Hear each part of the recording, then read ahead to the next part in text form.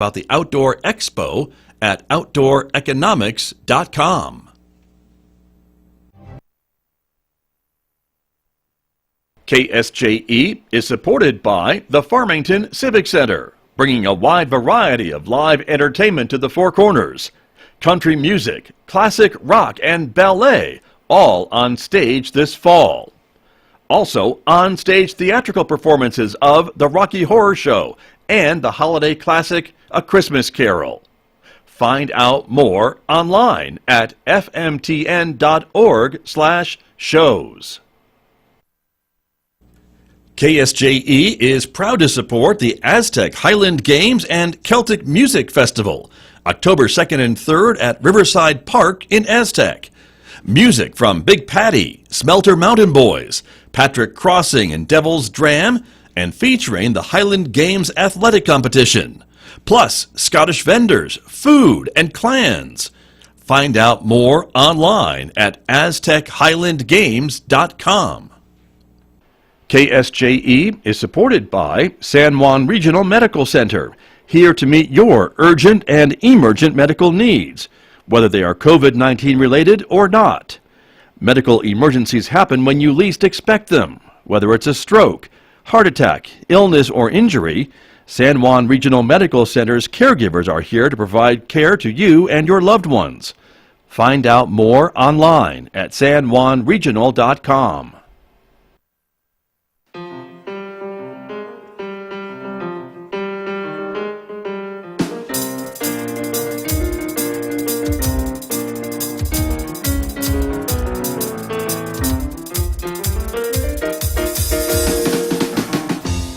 Ten minutes past 8 o'clock. It is Wednesday morning, September 29th, 2021. Good morning, everybody. I'm Scott Michlin, and thank you for tuning in to KSJE 90.9 FM over the air, of course, here in San Juan County, New Mexico.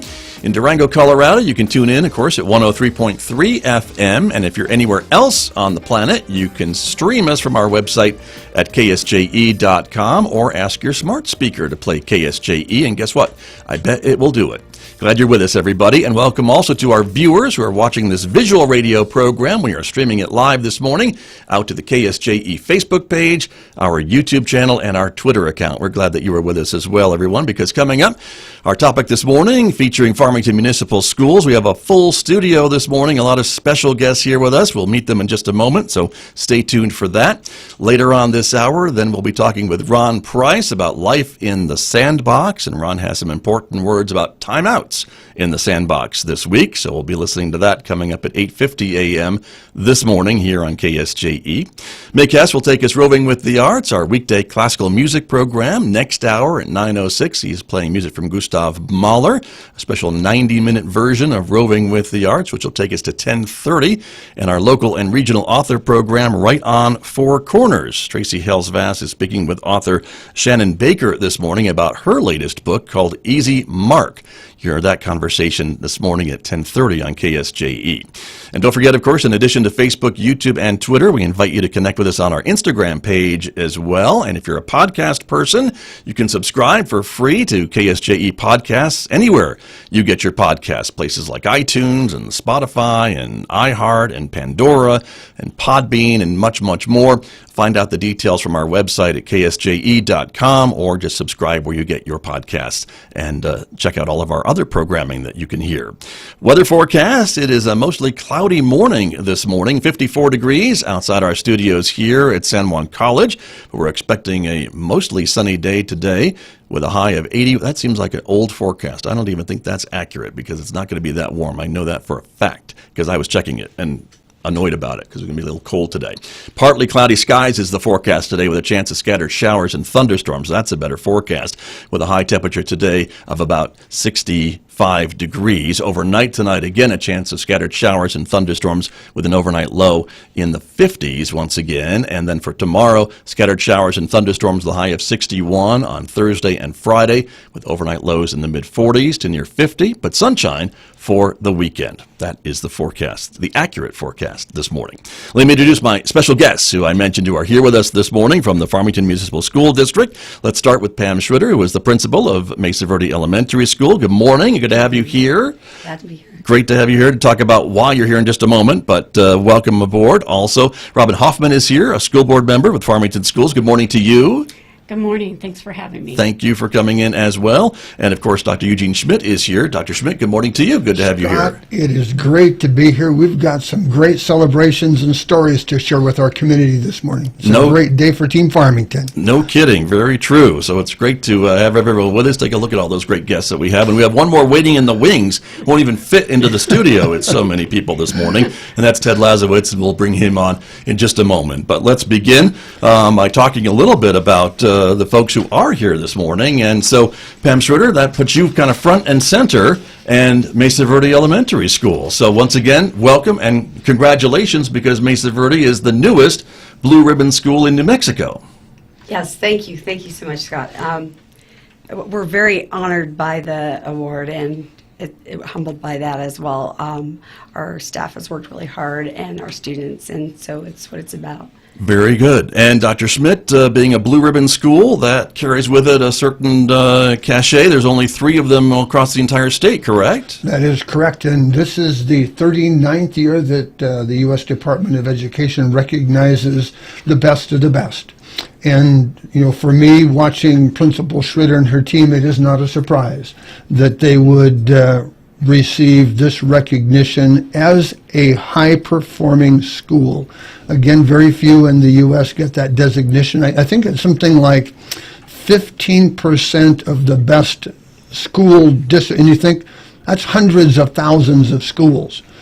To be one of the best leadership makes a difference. Teaching, great teaching, high expectations, and Principal Schritter can talk about, you know, her walking history, but it's really about having expectations and then delivering that to our community. So, Pam, well done. Thank you. Very good. And I know a lot of folks would maybe say, what's your secret of being this type of school, this high-performing school? I imagine it's a lot of moving parts. Yes. To get these results. Absolutely. You know, when we started this journey 5 years ago, less than half of our students were proficient. We were on par with the state. Our systems in place, our action plans, and our collaborative practices have resulted in us doubling the state average over a 5-year period. If you look at our trajectory on there, we made about 7% gain every year. This is our 4th grade ELA right here. That's an example. As you can see, it's an upward slope. That's generally not how you see it. So it's really good. We knew that what we were doing was working for our students. So I don't mean to interrupt you, but let's just to more explain maybe a bit what we're seeing on the screen for our video audience this morning. But we're seeing basically a graph of park proficiency from 2015 to 2019. And so as you can see, the state is in blue, the district is in orange, and Mesa Verde is kind of that gray line above all of that, right? And so that's showing that constant improvement. Correct. That's correct. Year to year. Yes, and if you can see the percentages, it shows that where we were about 33.4, and by 2019 we were up to 73.68 proficiency in reading. Right. So. And so with all that, Dr. Schmidt, that brought some statewide recognition recently for Farmington schools and specifically Mesa Verde.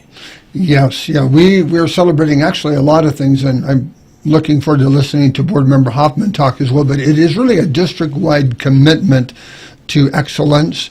We have a high reliability school system we'll talk about, but I also want to go back. There are a couple other slides that we'd love to share with the community about success that Mesa Verde has had, but do know that honor happens all across the district. We've just named a district teacher of the year that I'd love to introduce you to in October. The board has twice been board of the year in the last 5 years, so just since Principal Schmidt, it's probably her fault, doing so well at Mesa Verde, but the board has been recognized twice, and many others. Our high schools, for example, both Piedra Vista and Farmington High are on the U.S. News and World Report's America's Best High Schools. The music department has 4 times in a row been recognized as one of Farmington's best communities for music. So it just goes across the district that even as Principal Schritter is showing leadership, other schools are doing well. And it's really a positive statement to our community that good things happen in Farmington schools every day. which is great. And once in a while they get some statewide recognition. Yes. Like this week and last week as well. Yeah. So we looked at the slide that you sent and the graphs about park proficiency, but there's more to share as well. Math is also Right. improving, right? So we made steady gains and consistent gains with our math. And this showed our demographics and showed our steady gains as well there. So really showing the improvements across all demographics. Right. And, this is about our students and how our students are performing, and that's what it's about. We want that success for our students, and we want them to be able to contribute. Sure. And there's a couple of pictures on here that I want you to maybe describe for us of what's going on here. This would be the recognition, right? Right. The blue ribbon ceremony that you had. This was our Blue Ribbon celebration last week. And as you can see, the first picture with all the kids and everyone is very exciting. The kids loved this. The drone flew over and took some footage, and it was amazing to hear their response. And then the other one is Dr. Schmidt is there with Janice Chiquino. And City councilor. Yes, City counselor, yes. And then my assistant, Jessica Doyle, is there, and Robin Hoffman is there, and Keith Corley, both board members, and they pinned us for that. They put our pins on for us for the National Blue Ribbon pins. It was a very nice ceremony. Very good. Let me bring board member Robin Hoffman into the conversation this morning, too, to talk a bit about the board's reaction to these accolades from the state, this data that we're sharing about improvement for student achievement and things along that line. It certainly must have the board's attention. Oh, absolutely. We're very proud of Ms. Schritter and her team. Couldn't be more thrilled.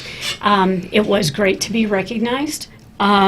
And recognize the hard work that's been going on for quite a while, in this district, and that she has embraced with our high reliability school system. And I think there's a slide later on of the 4 critical commitments that the board has made, our strategic goals. But it was wonderful, that celebration we talked about. It was a perfect day, and the kids' reaction was wonderful when that drone flew over. The excitement. So we're thrilled. Very exciting. Well, again, congratulations. And Principal Schritter, let me come back to our graphics here a little bit, because there's one more to mention, and that is reading. Right, so this is our proficiency in reading across all demographics. And there's nice growth from 2018 to 2019. And the 2019 rates actually were outperformed all the other schools in Farmington, the Farmington Municipal School, elementary schools. Right. So we've had some good growth, like I said, and we have to attribute it to our staff and our students. And our students, it's all about student success. Every student deserves an opportunity, as you can see here, and we have that high reliability system, as Robin referred to. And our standard-based and data-driven systems are all in place for our students. Right. And I think it's important maybe to note that when we're talking about a school or student population, that you have to really break it down into your demographics to make sure everybody is moving up at the same rate and no one's being left behind. Right, absolutely. And so we look really closely at this. And our next steps for us is to continue to move forward and close those gaps even more. Right. So that looks at like 40 kids moving up into the 5th grade, moving up in the trajectory. So we there's some nice numbers, but we have room for improvement always too. Right, very good. Dr. Schmidt, let me ask you a bit about these numbers, and maybe some folks watching saying, well, is that happening at my school, or can we clone Principal Schritter and maybe recreate some of these successes at the rest of the district? I imagine that's your goal. Yes, we do look at first understanding what led to this success, and then can we take these lessons that Principal Schritter has, the high expectations, the targeted timely interventions. I think you often call it just-in-time teaching. So we're looking at that, and what I think that I'm proud of and what the district is interested in, she has lifted all the boats.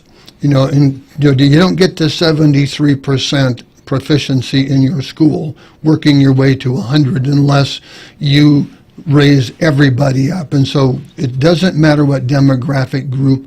We're very interested in how her leadership approach led to the success of that many kids. And so so it's kind of old-fashioned, color me old-fashioned in this moment, but we do believe that no child needs to be left behind. And her school is an example of that quality of attention. Every teacher knows every child. And when you ask, we think that this is happening all the district or all the schools in the district. Other schools had a lower base to begin the work from. And so we are looking at that, and we're excited about the challenge. We're meeting with our principal leadership teams right now. Maybe Principal Schritter can talk about how Phil Warwick is in town with Marzano, but we're not letting this movement slow down. We're I'll use the word pounding our leadership in strategies that they can take to their schools that create effective teaching and viable curriculums, and certainly better ways to understand how we can assess learning. You and I had a conversation a number of times about lost learning. Right. You know, we're 40 days into the school year, and so we're beginning to understand, okay, so what wasn't learned? And it is that attention by our leaders and our teachers that cause awards like this, because we're literally caring about every kid and nobody stays behind. Right. Sure. Yeah. Sure. Did you want me to speak about Dr. Yes. Warwick? Dr. Warwick is in town, and he's doing an excellent job. We had a training yesterday. I will say our district does an excellent job of supporting us and training us as principals as well. So he did some work yesterday with us on instructional coaching, and his presentations are amazing. So And this is from the PED? No, this would be from our high reliability schools. Pardon me. Marzano. Yes. So and the district has been supporting us and been had Dr. Warwick come in to support the principals and the teachers, and so what we did yesterday was practice some instructional coaching strategies that they're suggesting for us, and they're really good. And then they'll come back in October for us, well, soon, and we'll do some walkthroughs and they'll give us some feedback. So it's very helpful to have those professionals out there that can, again, grow us as well. Sure. Very, very interesting. And I think the other point I guess I wanted to make, too, about the success that you're seeing at Mesa Verde, and Dr. Schmidt, chime in, and Member Hoffman, chime in, too. Feel free, is that I would think that the data shows that these numbers, this proficiency, this achievement can happen in Farmington schools. And so these kids that are dealing with stuff that other kids are dealing with in other schools in the district, whether it's maybe job insecurity from mom and dad, or poverty, or moving around, or whatever the outside elements are, it proves that kids in Farmington schools can achieve. And Absolutely. it could be done at other schools, too. And is happening. Hey, Ben, Go ahead. as a district, you don't leave things to chance. Everything is planned. We build structures, systems, approaches that we can apply consistently across the district. So we have been partnering with what we'll call the Marzano Resources, a team of national research-based educators to help us understand what are those high leverage characteristics, whether you're a teacher in a classroom or a building leader. And we are really trying to study and understand and embrace. But we're doing that as a district. So all 19 school leadership and their teams are going through these 2 days of training to make sure that even in that 40th day of our school year, we are still using those practices as our North Star in building better educational achievement for our kids. Very, very good. And Board Member Robin Hoffman, I want to bring you into the conversation too a little bit about talking about this training. I mean, that's not cheap. That has to be a commitment, a financial commitment from the Board of Education, that this is important for your staff, from whether it's a principal or a teacher assistant, whatever the case may be, I suppose. Yes, absolutely. That there is a cost associated with it, but it is. The payback is huge, because, as I sat in yesterday at the training for a little bit, and realizing that we're asking these principals to do a lot. More so than we had in the past, say 5 or 6 years ago. And so they have to be instructional leaders, which is different than just being a manager.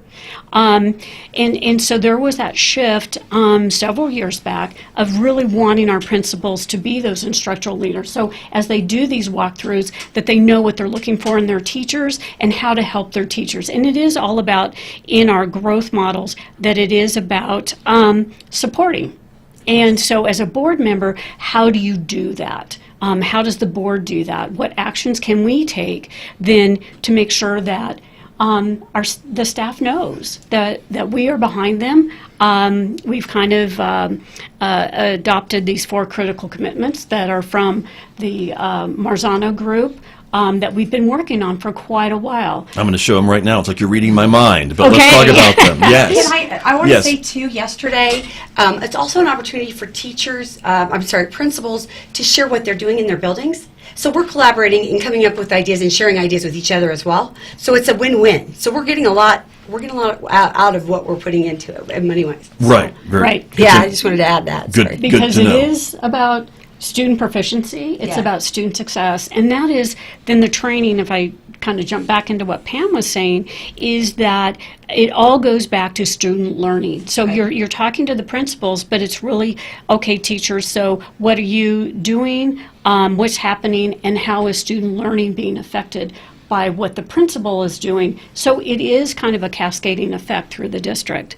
So kind of going back to the 4 critical commitments, so this work actually started about 10 to 12 years ago. And in our district, staff was putting in place these building blocks. And so last year, the board really solidified that foundation to say, these are our 4 critical commitments, and how are we going to support that? So we adopted these as strategic goals for the district, and everything then started falling in place. We have now a cascading evaluation system, so it's consistent, it aligns throughout the district. Dr. Schmidt was talking about systems that are in place. As those systems are being built, that they're the guardrails. You know, we set the guardrails, we set the goals, but how you get there with support from us is going to be up to individual schools, individual teachers. You're going to have to do it your way. Which I love about that. You take it and you make it your own. And that's kind of what we've done with Marzano, is that we have adopted these, but we've made them the Farmington way. Right. And Dr. Schmidt, you're seeing obviously already some good data coming from these commitments and things like that. Yes, From across the school, This across is the a district? really critical time of the year. We're approaching that 40th day. Principal Schritter can share that we've just finished the iStation assessments of our K2.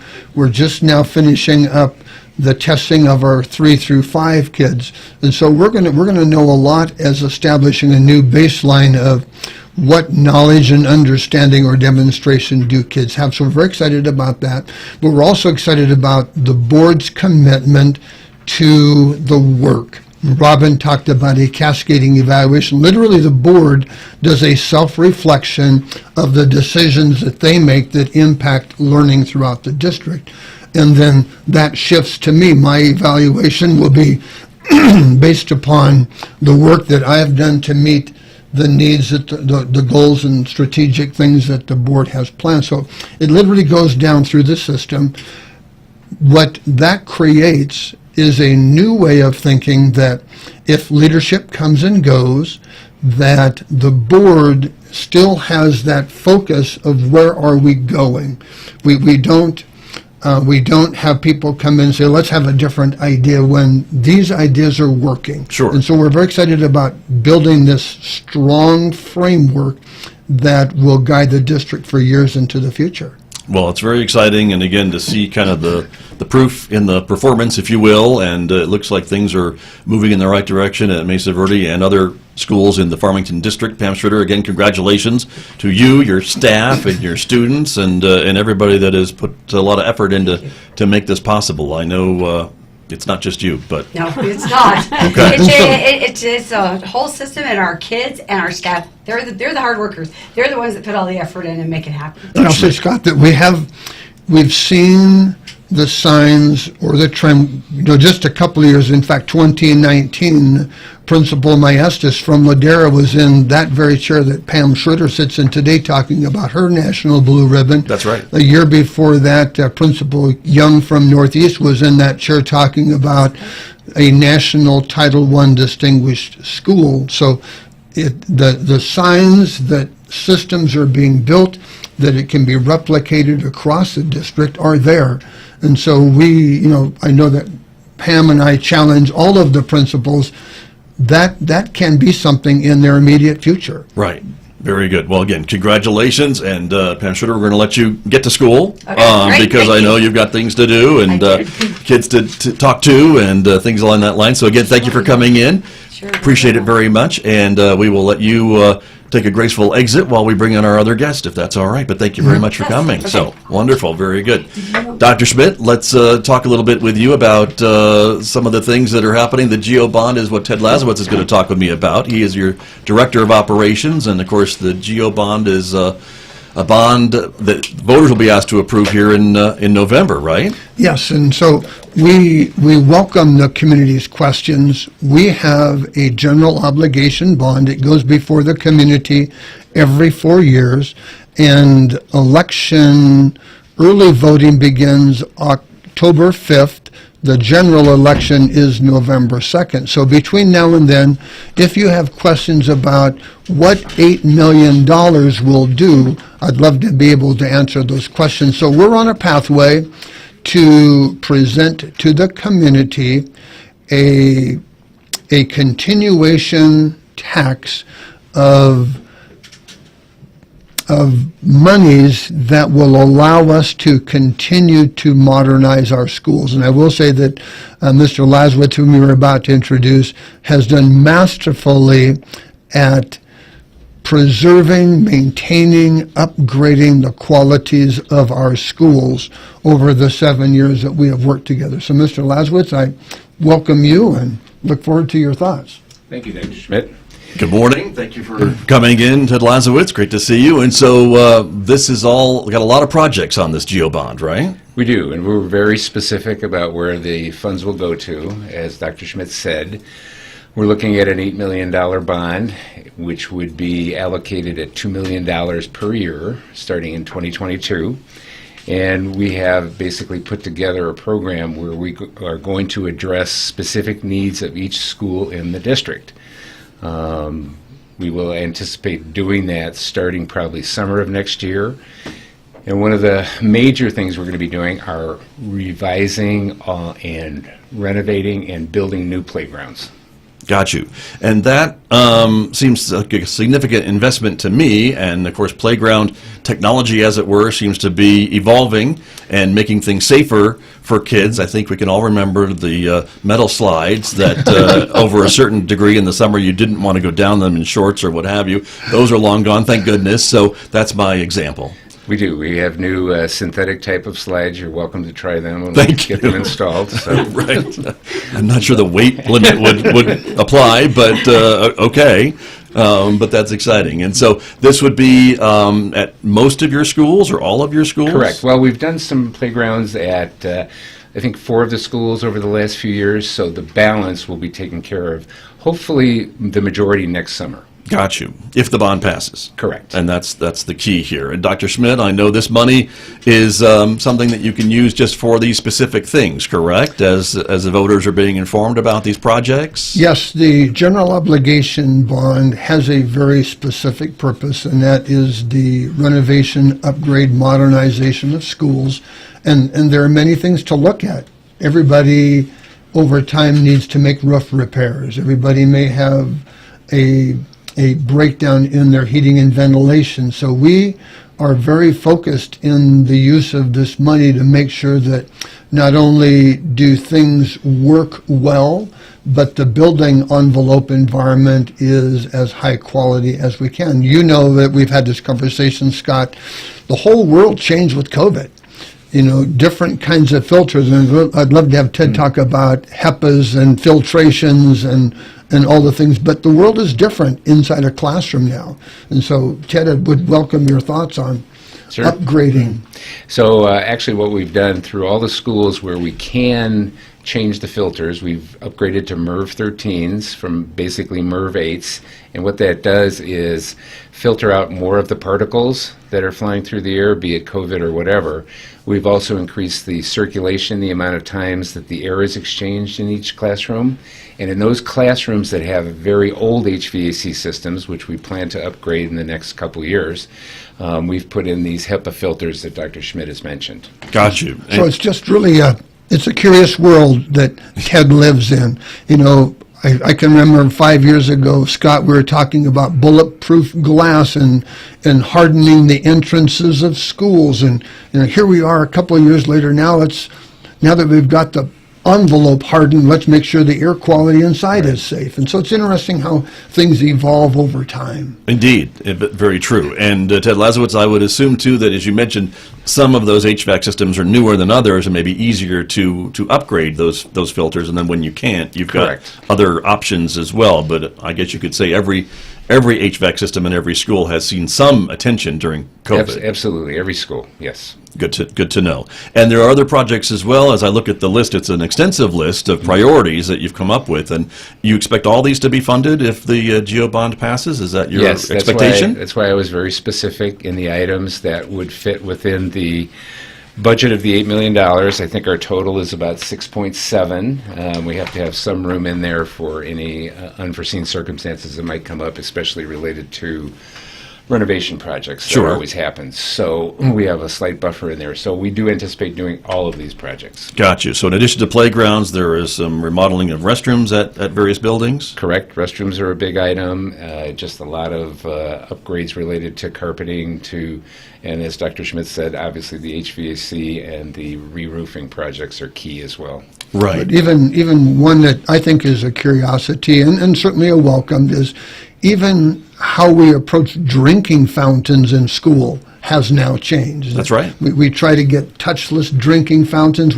Kids are now using their own water bottle things, and so, it's just interesting to me about how we can continue to get safer in our practices at school through sanitation and health, which is one of our critical commitments, safe, supportive schools. But the health within a school is important to us. So Ted is on this never-ending quest of keeping up with changes in the science of schools, and so I just much appreciated the work that he has done and his leadership to do that. Well, if I had $200 million, I could end the quest. Well, I guess that's settle job for 8. security, Mr. Lasiewicz, but yes, I hear what you're saying. Robin Hoffman, and from the school board's perspective, I mean, investing in the physical plant of the schools and making sure kids are breathing cleaner air and filtered air and all those different things, and the water fountains, as Dr. Schmidt was mentioning. I mean, that's just kind of the cost of doing business, and it's important that the community, I guess, supports the cost of doing business. Oh, absolutely. And what the board really appreciates about Mr. Lasiewicz is that, as he said, he has built in sort of a little bit of a wiggle room, so if we have unforeseen costs, that we're not going to exceed the budget of $8 million. And we like to refer to Mr. Lasiewicz as when he comes to the board, it's usually we're ahead of schedule and we're under budget, which is music to the board's ears. But through all of the building projects, Farmington High, Heights, middle school, Northeast Elementary, that was always the report that was coming back to the board. Oh, and so we have more money because we built in these buffers, and so we can actually do more. And so that's always very exciting. So we don't dread when Mr. Lasiewicz is going to come and present. It's always mostly good news. I would say 99.9% of the time. Very good, Mr. Lasiewicz. That's pretty high praise, I would think, and a good I track appreciate record. it, but I have a great staff, so Sure. it takes a village here. But Yeah. a good track record, because I know you have been responsible for tens of millions of dollars in construction projects for the district, and that stewardship is really important, especially with public money. So the GEO bond, we just have a few minutes remaining this morning. So again, Dr. Schmidt, early voting October 5th Yes. is when that starts, and then the election, of course, is November 2nd. Yes. And I would say that we live in a community that loves public education. They've shown that consistently with their votes, and I am hopeful that they will continue to show us that love on November 2nd. All right, there you are. Everyone, thank you for coming in this morning. It's always great to get an update from Farmington Schools and hear about all the exciting things that are happening. Thank you all very, very much. Thank you, Scott. Oh, thank you. My pleasure. Thanks for being here. My guest this morning here on KSJE.